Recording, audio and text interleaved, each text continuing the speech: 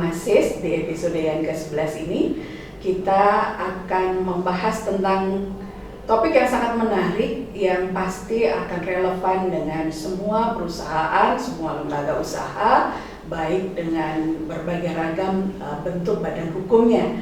Dan telah hadir di kita mengenai untuk membahas strategi transformasi perusahaan ini Bapak Dr. Randes Rudy Liswaril Syaiful, SEMM. Ya, nanti akan membahas pengalaman beliau juga karena beliau juga merupakan praktisi. Beliau banyak pengalaman juga yang akan bisa kita eksplor bagaimana sih strategi transformasi perusahaan sehingga bisa menjadi berhasil ke arah yang lebih baik. Karena ada juga yang melaksanakan transformasi dan seringkali bisa gagal. Sedikit sebelumnya kita akan sapa dulu Pak Rudy. Terima kasih Pak Rudy sudah bersedia untuk hadir.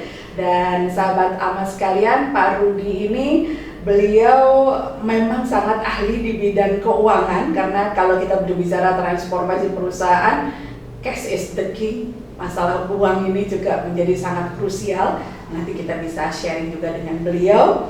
Dan beliau pengalaman kerja beliau di PT Inti sebagai manajer keuangan, manajer sistem akuntansi, kepala biro direksi, kepala divisi umum, dan kepala divisi atau vice president SPI.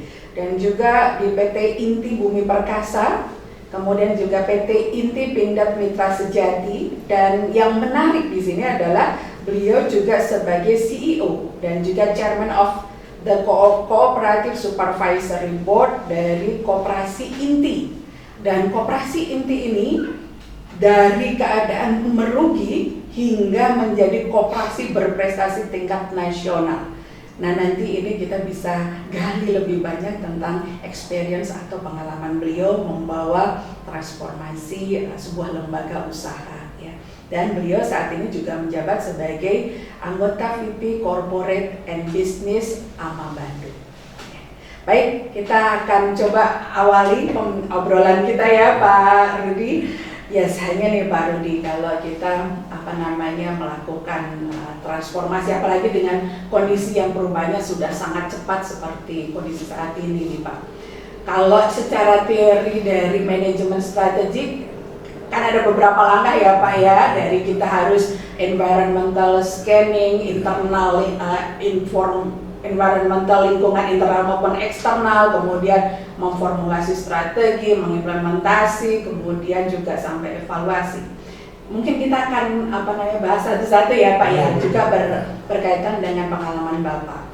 Nah, bagaimana nih Pak pengalaman Bapak nih, bagaimana untuk melaksanakan environmental scanning dengan kondisi sebuah lembaga sebuah lembaga atau perusahaan ataupun di sini koperasi, supaya kita bisa sudah saatnya kita melakukan strategi transformasi ini. Ya baiklah, jadi biasa ya kalau perusahaan lagi turun itu ya nggak ada yang mau mimpin gitu ya. Nah, kenapa? Ya tadi kita lihat koperasi ya. Koperasi Inti ini kita lihat kekuatan dan kelemahannya ya. Jadi kalau kekuatannya itu anggota 1.000, ya kan? Selain itu masalah uang tuh mungkin nggak jadi masalah. Karena apa? Anggota 1.000 dengan iuran senilai tertentu ya itu udah cash juga masuk ya kan. Tapi masalahnya di sini kita lihat perusahaan ini rugi. Rugi dan beberapa unit usahanya cenderung hidup segan mati tak mau ya. Contoh kayak Tosan dan sebagainya. Termasuk simpan pinjam yang sebenarnya itu adalah cash cow-nya lah gitu ya. Pusat duit itu di situ. Betul. Nah, akhirnya kita analisis kekuatan kelemahannya. Ya, kelemahannya itu yang pertama adalah memang pengelolaan ya. Sistem keuangan yang tidak jelas ya. Tadi itu saya katakan cash system king, cash-nya ada. Betul. Gimana dia mau jadi king gitu kan? Betul. Jadi istilahnya kayak uang cuma 400.000. Padahal 10 hari lagi mau gajian. Gajian itu saya lihat sekitar 125 juta itu sebulan kan gaji mereka. Nah ini kita pelajari kenapa bisa terjadi. Ternyata saya lihat beberapa unit, kalau anak-anak perusahaan udah jelas, nggak ada yang ngasih dividen, nggak ada cash masuk. Lalu unit-unit ini kenapa rugi? Tosan bank, simpan pinjam, jasa, banyak kita punya apotik gitu. Oke.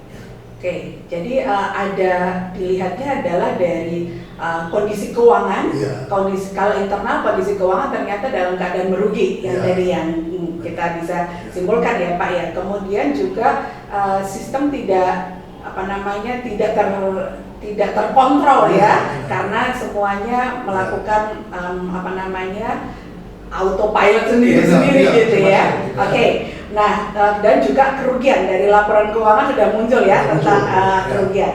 Nah, kalau dari analisis faktor eksternal nih Pak, menurut pengalaman Bapak juga kalau Bapak analisa dari beberapa perusahaan yang lain, apa yang perlu kita perhatikan Pak? Nah, yang eksternal ini kan banyak, pesaing banyak ya. Betul. Apalagi waktu itu ya, tahun itu yang namanya kita ya dikejar-kejar yang kartu kredit itu sampai lari gitu ya, karena mereka tuh terlalu gencar ya.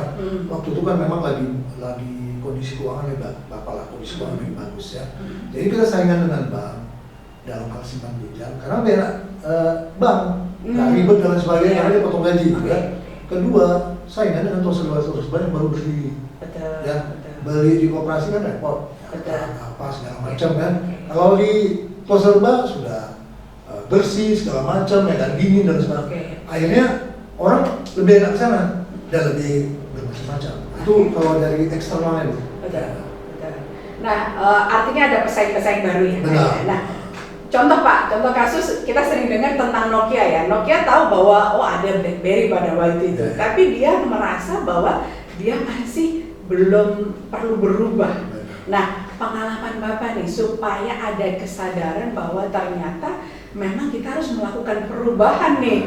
Itu apa yang harus dilakukan Pak? Nah, yang pertama kita perubahan itu istilahnya kita rubah personal dulu kadang-kadang ya. Oke. Jadi kadang-kadang gini, koperasi ini kan orang gengsi ya. Iya. Kerja di mana koperasi kayaknya beda gitu ya.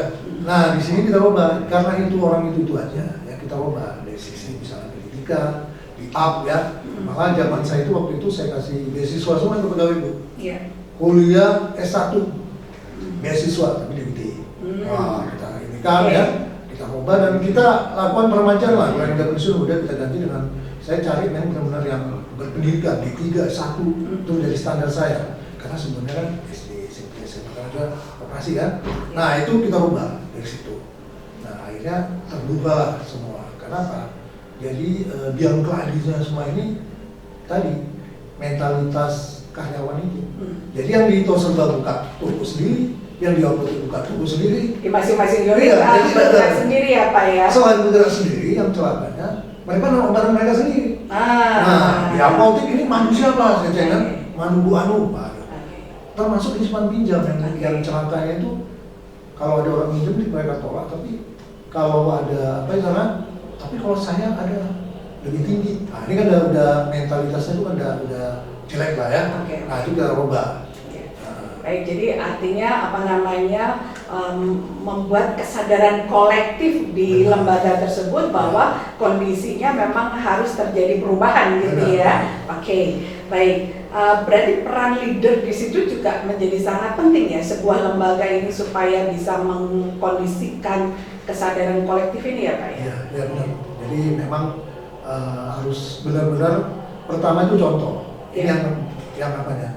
Ya di mana mereka mau ikut kalau kita contoh yang di sana kan memang termasuk gampang lah kalau mau berbuat, bermain dan sebagainya. Nah, itu leader tuh harus memberikan contoh nyata lah ya bagaimana seharusnya bertindak. Oke, baik. Jadi akhirnya nanti akan timbul kesadaran secara kolektif ya. Nah, yang selanjutnya setelah di dalam ternyata kondisinya keuangannya berdarah-darah misalnya, kemudian di luar dengan tingkat persaingan. Nah, akhirnya kita mulai nih Pak, untuk bagaimana nih supaya kita bisa berubah menjadi lebih baik. Muncul kan harus kita memformulasi ya strategi-strategi ya Pak ya.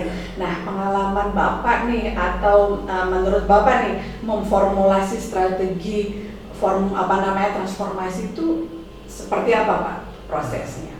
Jadi strateginya ya tadi sudah lingkungan dan kita analisis ya. Nah, saya memperkuat ini kalau di saya itu sistem pengendalian internal. Di sistem pengendalian internal itu kan ada beberapa unsur ya, seperti istilahnya adanya ini ya, pemisah tugas. Nah, itu. Jadi nggak ada misalnya, oh saya bantu-bantu ya, nggak boleh. Orang keuangan, orang pembelian bantu-bantu itu. Kedua itu struktur organisasi, ya. Ketiga adanya misalnya sistem prosedur serta otorisasi. Jadi untuk tingkat ini siapa yang ngeluarin? Tanda tangan siapa? Jadi nggak boleh sembarangan ngeluarin uang, cek dan sebagainya. Nah itu yang terakhir yang saya lakukan adalah adanya berdoa yang cakap. Berdoa yang cakap itu yang cakap di dalam melaksanakan tugasnya. Nah, jadi pengendalian internalnya kita ini kan, kita kuatkan. Dan itu memang akhirnya memang banyak ya istilahnya agak terganggu juga mereka ya, agak terganggu dan sebagainya. Tapi kita tetap konsisten melaksanakan itu ya. Jadi kalau perlu punish and reward itu kita jalankan. Dan akhirnya memang karena saya kebetulan akuntan juga Bu ya. Jadi dari laporan uang udah ketahuan ya Bu. Jadi kalau misalnya persediaan nggak bergerak, ada pendapatan yang masih harus diterima sampai ulang tahun gitu kan. Nah itu akan kita cek ya benar ternyata. Terdapatlah orang-orang yang itu istilahnya kita betulkan dan akhirnya mulai rapi dan mulai positif. Ya, jadi artinya apa namanya dengan adanya angka yang jelas itu gampang untuk memahami dan juga menjadi ukuran ya, tolak ukur ya Pak ya, ininya ya. Baik, nah tadi sistem pengendalian internal ini Bapak sudah rancang nih. Nah, bagaimana nih Pak saat eksekusinya Pak? Yang pertama SDM. Jadi percuma kalau penjualan naik apa segala kalau SDM-nya belum benar ya itu ujung-ujungnya ya balik lagi ke bukti. Jadi pertama SDM. SDM itu udah kita tegaskan yang namanya struktur organisasi dan pembagian tugas. Jelas ya kan. Kedua itu memang perlu rasa bangga Bu, karena koperasi ini beda. Koperasi ini kan kelihatannya, bagaimana koperasi? Mungkin ya sama temannya, sama teman sekolah segala macam kan gengsi lah ya. Nah ini kita rubah. Jadi semua termasuk seragam segala macam kita rubah. Termasuk kita tambahkan waktu itu saya ide pertama diikuti oleh yang lain harus ada uang makan. Sampai saya kasih uang pendidikan terus sekali. Itu kita rubah semua. Ya, gajinya kita naikkan. Betul, ya? Betul. Remunerasi ya? Iya, semua dinaikkan sehingga nggak ada cerita kalau misalnya di kekurangan duit sehingga harus ngambil. Nah, itu Bu. Jadi sejak itu mereka bangga ya, ada kebanggaan lah. Esprit de corps-nya dibangun. Ada, iya, kita bangun. Kita bangun sehingga apa namanya setelah itu dia akan semakin loyal ya, semakin komit dengan pekerjaannya ya Pak ya. Dan ini juga banyak perusahaan yang sudah melakukan strategi ini juga ya, artinya memang kalau ingin melakukan transformasi ini juga faktor SDM itu menjadi kunci ya Pak ya ininya ya, sehingga apa namanya bisa mengeksekusi yang dirancang dari atasan juga ya Pak ya. Selain SDM apa nih Pak kira-kira Pak untuk apa namanya pengelolaan keuangan atau investasi? Jadi sistem dan prosedur Bu. Jadi kadang-kadang gini kita tadi itu banyaknya apa ya perusahaan dalam perusahaan ini ya, ya kan. Jadi istilah ada tiket pariwisata misalnya, dia buka tiket sendiri di situ, nah kan repot ya kan. Nah ini kita perbaiki semua sistem prosedur. Nah contoh aja kayak apotek dan lain sebagainya, itu harus store uang itu paling lambat besok jam 9 karena kan alasannya kan sampai malam kan. Kalau tidak itu kita langsung kasih punishment, ya kan. Nah itu dipaksa dan nggak ada nyimpen duit, apalagi toserba itu kan sore udah tutup ya, sore itu store ya. Nah ini sistemnya kita perbaiki, termasuk juga yang namanya simpan pinjam nggak ada cerita. Pokoknya kalau dia bilang nggak ada duit, langsung ngadu ke ketua atau pengurus. Nah akhirnya nggak ada lagi yang namanya praktek-praktek buka perusahaan dalam perusahaan ya. Nah itu ya prosedur ya segala macam sistem. Nah, sehingga ini udah mulai bersih. Nah, dan lalu ya.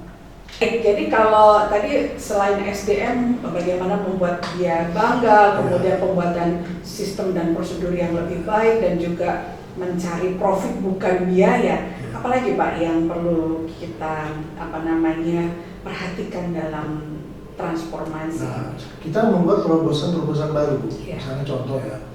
Waktu itu istilahnya misalnya terobosan baru itu kita bikin usaha baru apa kita panggil orangnya kerjasama, contoh lah selama ini kan motor itu kan jadi pesaing utama kita, penjualan motor kita orang-orang Honda apa Suzuki Yamaha segala macam, ayo kita kerjasama baik Pak, wah mereka senang ya, sehingga kita dapatlah langsung sekian ratus ribu dari setiap satu ini, karena kita bantu di dalam hal itunya. Cicilannya kan udah langsung kita potong gajinya kan. Nah, jadi terobosan-terobosan baru seperti itu kita buat, termasuk juga saya waktu itu karena kesel dengan poster yang selalu rugi, saya beli franchise. Nah, franchise ini dibuat sistem segala macam ya, yang itu saya copy paste Bu. Saya tahu kita, oh ini jadi beli ini. Nah, itu salah satunya yang kita lakukan, terobosan baru. Terobosan baru ya, oke. Dan tadi Bapak sampaikan sebelumnya, semua ini bisa dilaksanakan dengan baik kalau pemimpinnya sebagai orkestrator itu bisa merangkul semuanya ya Pak ya. Nah, Bapak waktu itu nih pengalamannya nih Pak, karena kalau transformasi itu kan butuh energi yang luar biasa. Pasti penolakan kan di awal pasti terjadi. Tipsnya apa Pak? Tipsnya gini, kita sebagai seorang leader. Iya benar. Jadi kita harus merangkul semua. Dan kedua itu adil. Jadi kalau ada yang melakukan ini ya dihukum, jangan dibiarin. Gitu kan. Terus kita lakukan perlakuan yang adil, kita beri kesempatan ya. Contoh lah kayak siapa yang mau sekolah UT, kan? Nah, UT kan waktu itu masih bisa lah dikejar ya kan. Silakan. Itu kita perlakukan buat semuanya. Betul. Jadi sama juga ada tunjangan apa ya sama gitu ya. Termasuk saya malah ke orsosif, oh dia berhak bonus kita kasih, sehingga akhirnya mereka tuh merasa bahwa oh iya benar, pimpinannya benar-benar memperhatikan kita kan gitu kan. Nah sehingga nanti ya loyal sendiri dan saya nggak terlalu capek. Ya mereka ini jalan, kita awasi. Oke. Jadi artinya bagaimana seorang leader itu mampu merangkul semua dari stakeholder yang ada, kemudian juga penerapan keadilan ini ya, keadilan ini akhirnya menjadi orang akhirnya muncul kenyamanan juga ya karena diperlakukan secara adil. Baik Pak, jadi tadi Bapak sudah sampaikan bagaimana implementasi dari strategi. Nah, ada satu hal juga yang penting juga pada waktu kita mengevaluasi dan mengontrol nih yang sudah dilakukan. Bagaimana nih Pak?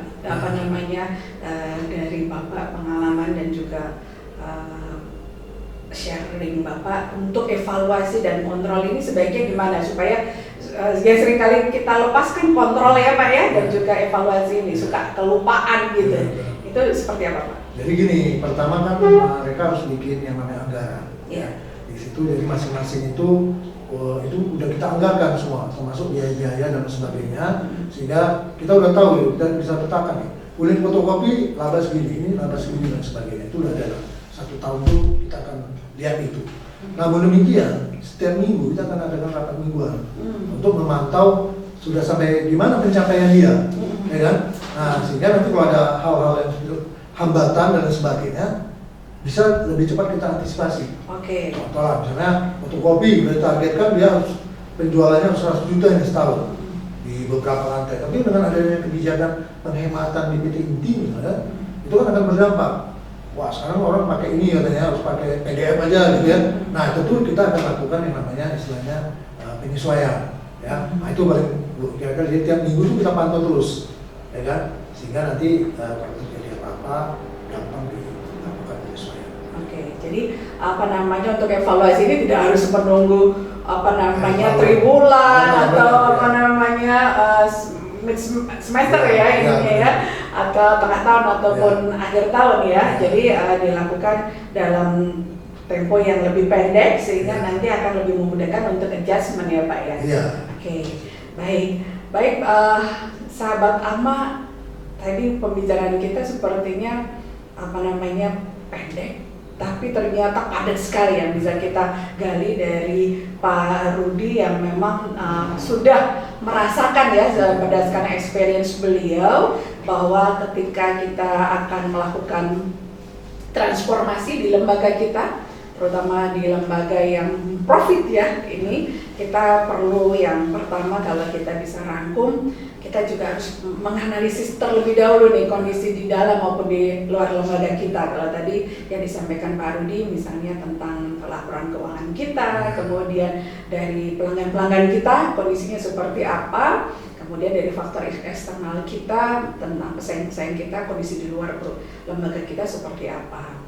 Dan juga pada waktu kita memformulasi dan juga mengimplementasi strategi, kita penting untuk membuat sistem pengendalian internal ya Pak ya, pengendalian internal, kemudian juga bagaimana kita untuk mengkondisikan SDM kita supaya bisa muncul kebanggaan terhadap lembaga kita, kemudian juga memperbaiki sistem dan prosedur, menjadikan segala sesuatunya itu profit bukan menjadi biaya ya, dan juga melakukan terobosan-terobosan baru, dan juga jangan lupa mengenai peran leader, karena ini yang akan menjadi motor penggerak supaya bisa proses transformasi ini bisa sesuai dengan yang kita harapkan.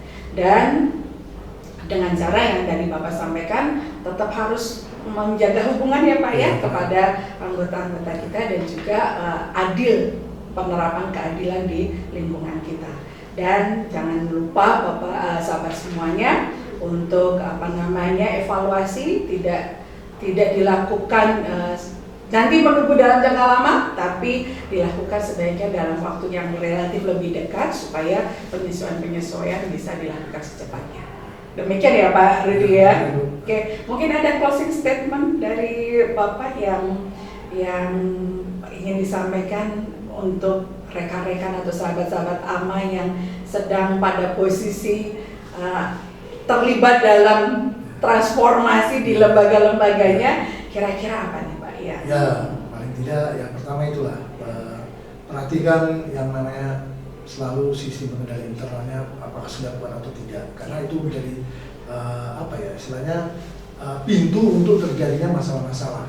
Jadi kalau bagus, insya Allah semuanya akan berjalan dengan baik. Tapi kalau itu lemah, itu akan ada kemungkinan ya terjadinya yang namanya penyelewengan dan kesalahan-kesalahan. Itu aja Bu. Baik. Jadi ini sistem pengendalian internal ini harus kuat supaya bisa